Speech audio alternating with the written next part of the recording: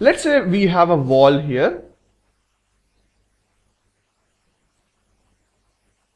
We have a material, let's say a rod of this dimension at one end, and there is another rod of this dimension on the other end.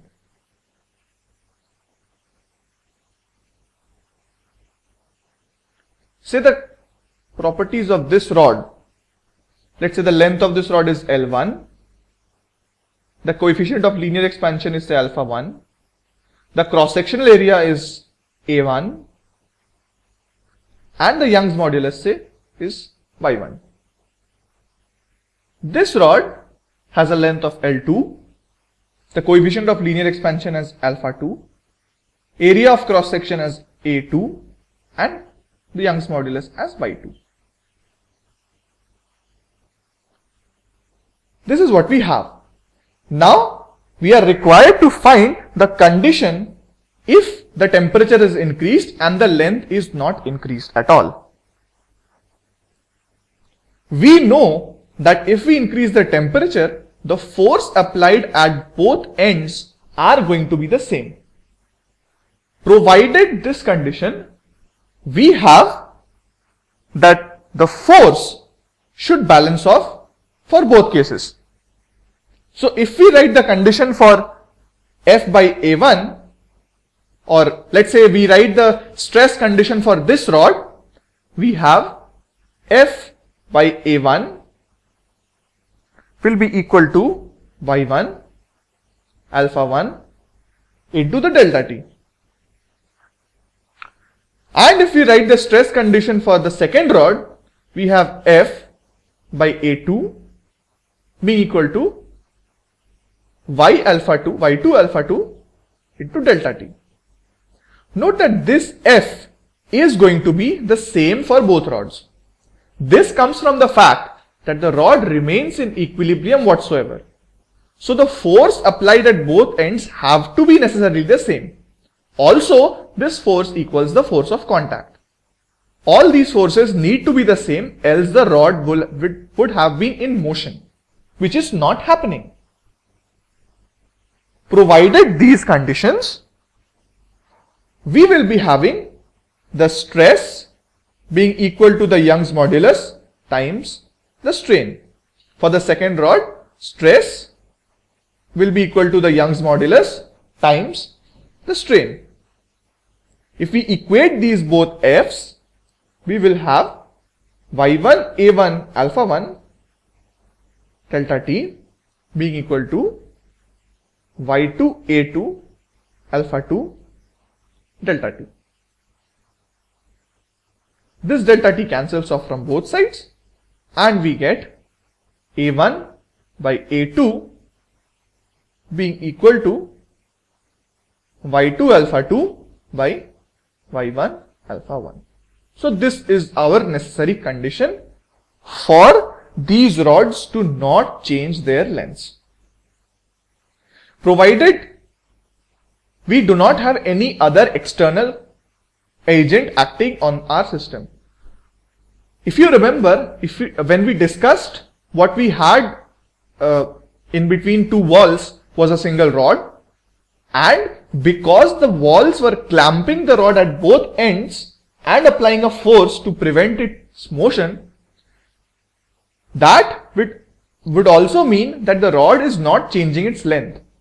If the rod is not changing its length, which is by the prevention of these two walls, there is some strain being induced in the rod. That actually happens when you force these molecules to come closer to each other, though they want to go apart. They want to go apart because there is an increase in temperature. However, you force these molecules from the clamping ends to come closer to each other and thereby maintain their initial intramolecular distance. Let us look at something called specific heat.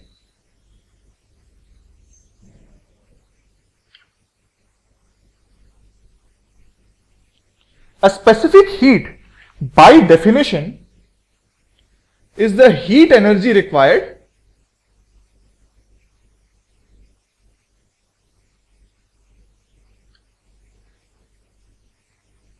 to raise the temperature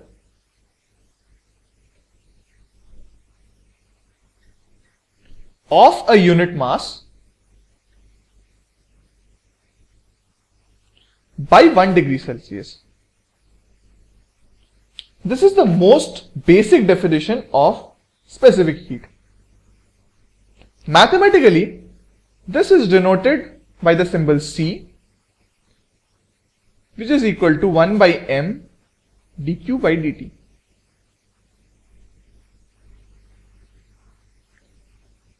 M is the mass of the substance or body we are considering. dq is the heat provided or rejected from the body, and dt is the change in temperature of the body.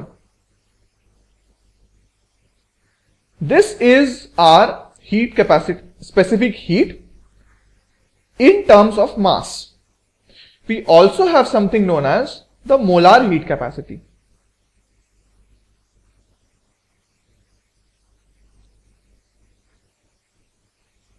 This is denoted by a capital C. This is nothing but 1 by n into dq by dt. As the name implies, molar heat capacity deals with substances getting heated per mole. So n here represents the amount of moles of that substance, number of moles of that substance. Clearly, if we want to find a relation between these two, we will see that small c is nothing but capital C by m. M is the molar mass.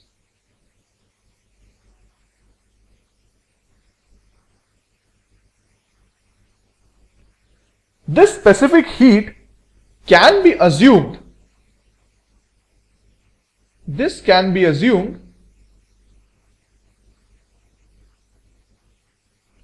to be constant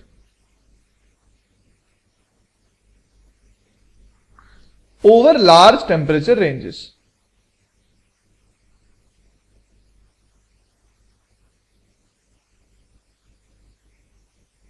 For many substances.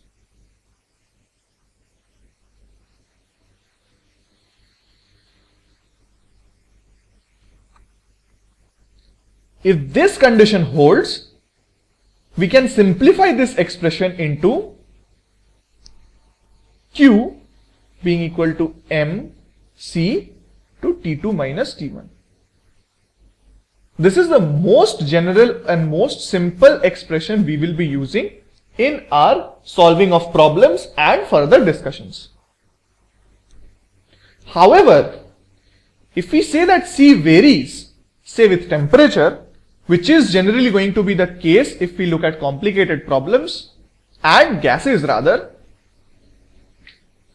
we will be having Q as m integral from T1 from T2 C dt. This is if C is variable.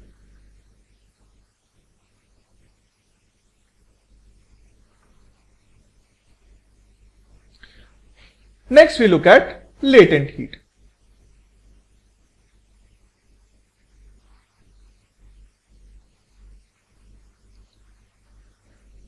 This heat is the heat required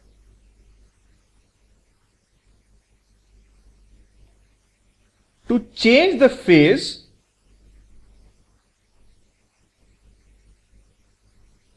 of a unit mass.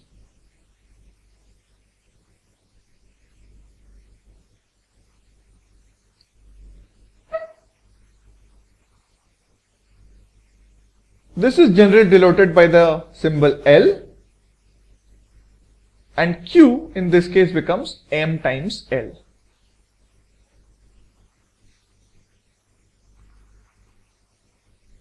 L here is known as the latent heat capacity.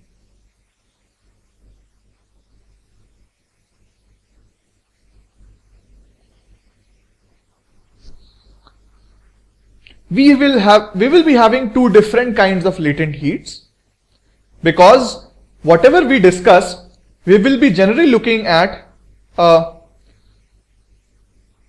solid to liquid transition and a liquid to gas transition.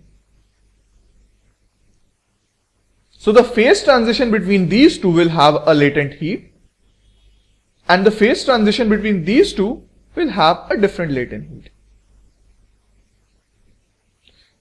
This is the latent heat of fusion.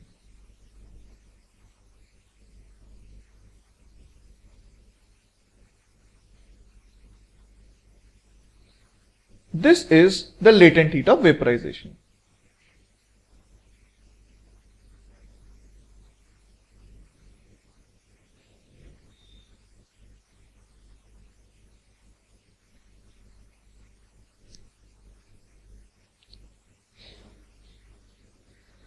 Note that if we look at differential elements, or we look at very small elements, or in simple words, if we look at differentiating both sides of this equation, we will be really having dq becoming equal to dm times L. This is because of the fact that this L is constant for any phase change, be it LF or be it LV.